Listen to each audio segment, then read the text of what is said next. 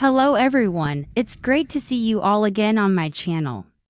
If this is your first time here, don't forget to hit the subscribe button and turn on the notification bell so you won't miss any of the exciting upcoming videos. Every follow and support from you is a huge motivation for me to keep creating more high-quality content. In the previous video, we witnessed a heartbreaking turning point. Dipe, our main character, was cruelly framed by her ex-husband's family for allegedly stealing property documents to pawn for a loan. Not only did she suffer this grave injustice, but she was also arrested by the police right before James's eyes, who could only watch in sympathy and helplessness. So, will the truth finally come to light? Will Dipe be vindicated, or will she continue to be trapped in a whirlwind of injustice? James, the man who quietly watches over and understands Dipe's pain, will he step forward to help her reclaim justice? And from these cruel twists of fate, could a love between them blossom and rise above it all?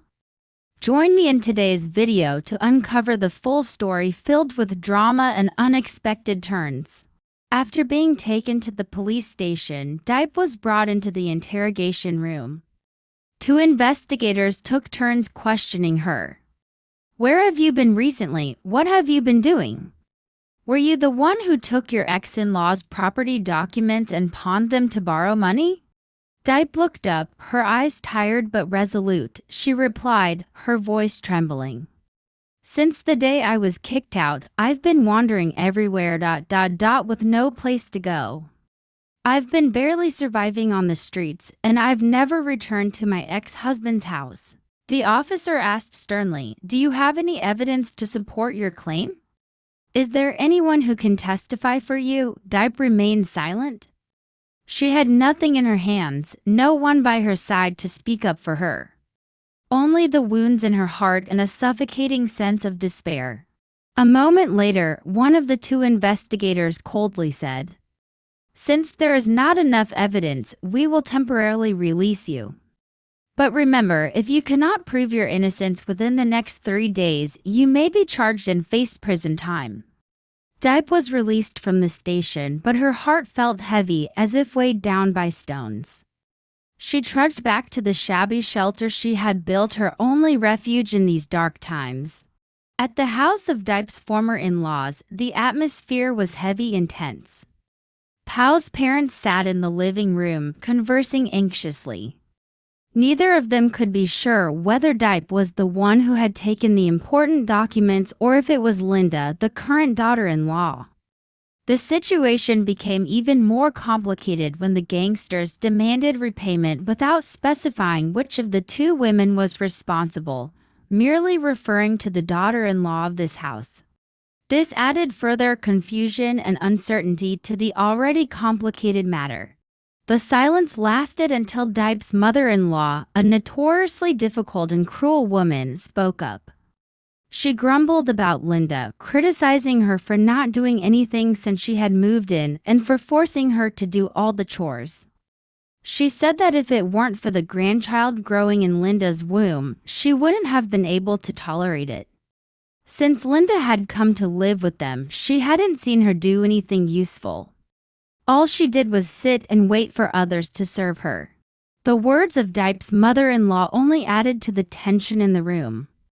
Finally, she decided she couldn't sit still any longer. She yelled at Pau, "Go find Linda right now.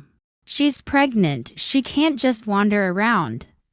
Her scolding voice echoed with anger, causing Pau to bow his head, silently understanding that he had no choice but to go find Linda immediately, even though he had no idea where she was. This situation only made everything more chaotic, and no one could rest easy until the truth was revealed. Pau wandered aimlessly, searching for Linda like a lost soul. He went to every house of friends and acquaintances, knocking on doors in hopes of finding a clue about her whereabouts.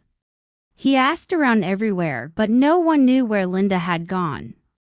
People shook their heads, some even showing surprise when he mentioned her name. It seemed as though Linda had vanished without a trace, leaving no hint about where she could be. Pao felt a deep sense of frustration and exhaustion. He no longer had the strength to keep searching for Linda. The craving for alcohol surged within him, powerful and irresistible. He asked a neighbor for some liquor, then sat under a tree to drink. After consuming the alcohol, he quickly became drunk and fell asleep right there, lying beneath the tree, lost in a haze of intoxication.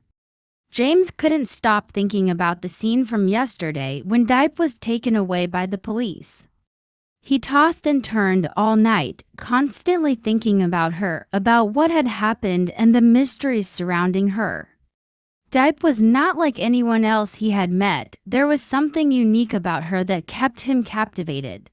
This is why he decided to investigate further into her situation and the events of the previous day, to understand everything more clearly and to find out who the real culprit was, the person who had stolen the property documents and pawned them. With that determination, James spent some money to hire private investigators.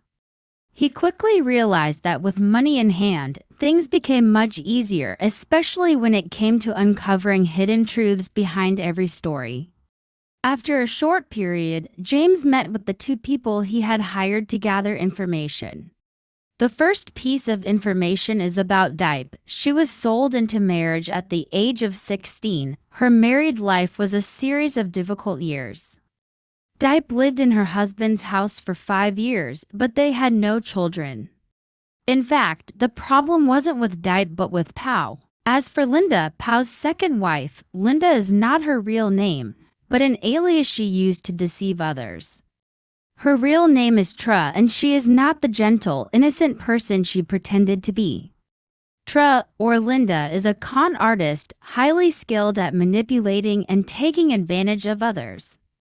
Most notably, the child she is carrying is not Pao's, but belongs to another man. After hearing all this information, James couldn't help but feel a deep sense of compassion for Dipe. The girl, with everything she had endured, was truly a victim of extremely harsh circumstances.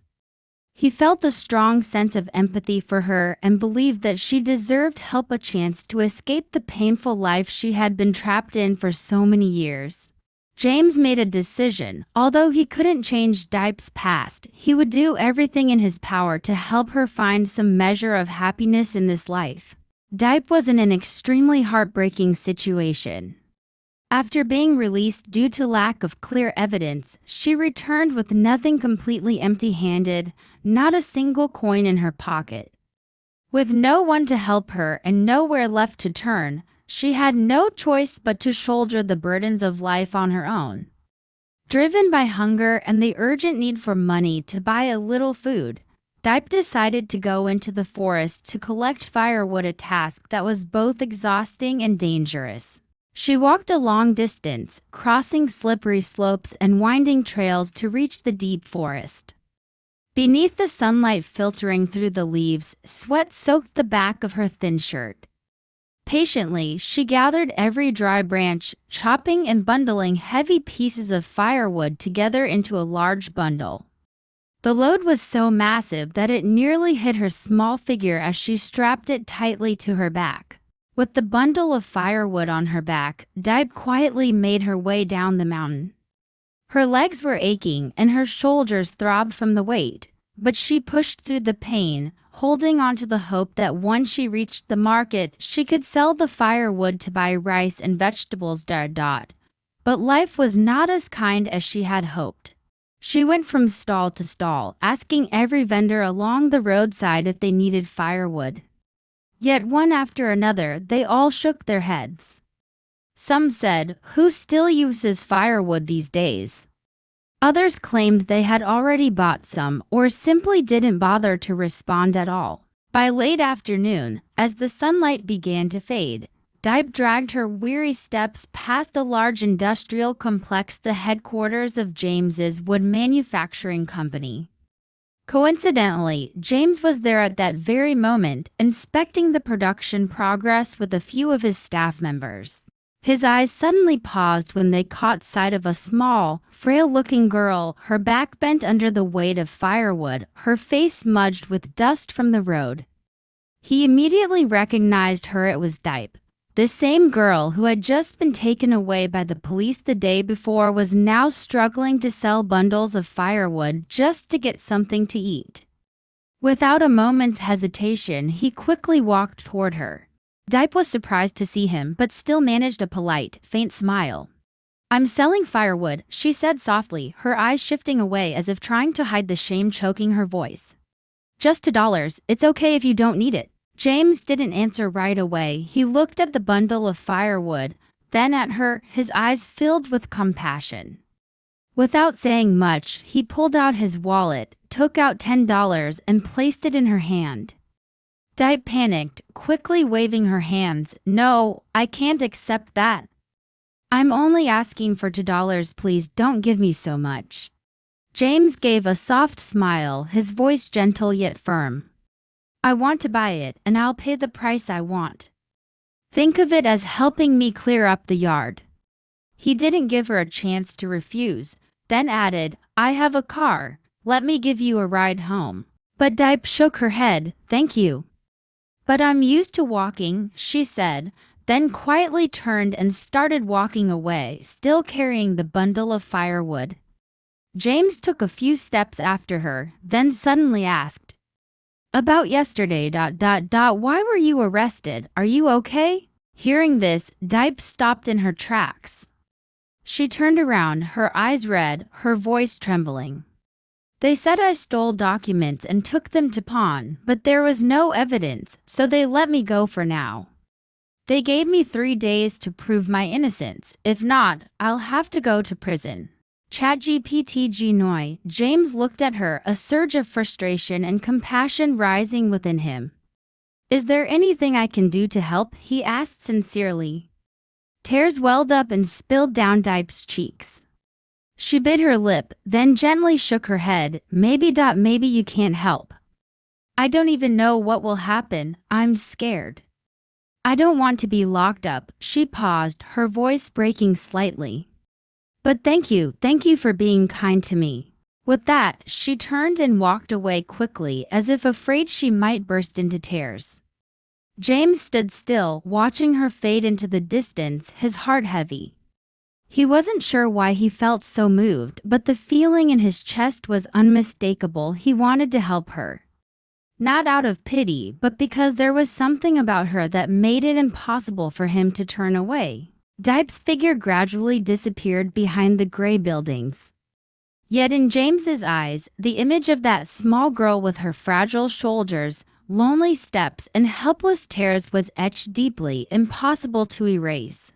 Will James help Dipe, and will the truth be revealed? The story has only just begun, but the relationships, secrets, and deep emotions will slowly unfold. Stay tuned for the next video to discover the surprising and dramatic developments. Where will everything lead? Will James have the strength to change Dipe's fate, and can she prove her innocence amidst the doubts? Don't miss the next video to catch every crucial moment. Cảm ơn các bạn rất nhiều vì đã dành thời gian theo dõi video của mình nha. Và mình cũng rất là cảm kích việc các bạn đã dành thời gian lắng nghe và xem đến tận cuối cùng video. Và đây cũng là một động lực rất lớn để mình có thể phát triển kênh trong thời gian tới. Nếu như mà các bạn có ý kiến đóng góp gì thì hãy để lại ở phần bình luận giúp mình nhé. Và nhớ like, share cũng như là subscribe kênh để ủng hộ cho mình nha. Và nếu như mà các bạn thấy video hay và bổ ích thì hãy mời gọi mọi người cũng như chia sẻ để những người khác cũng được xem video này nhé. Và kênh của mình thì đang trong quá trình phát triển nên rất là cần sự ủng hộ của mọi người. Nên là rất mong được sự ủng hộ của mọi người để mọi người có thể đón xem những video tới. Đó là một động lực rất lớn giúp mình xây kênh tiếp theo nha. Và bây giờ thì xin chúc bạn sức khỏe và gặp thật nhiều may mắn trong cuộc sống. Xin chào tạm biệt và hẹn gặp lại. Rất mong là lại có thể gặp lại mọi người trong những video tiếp theo. Bye bye.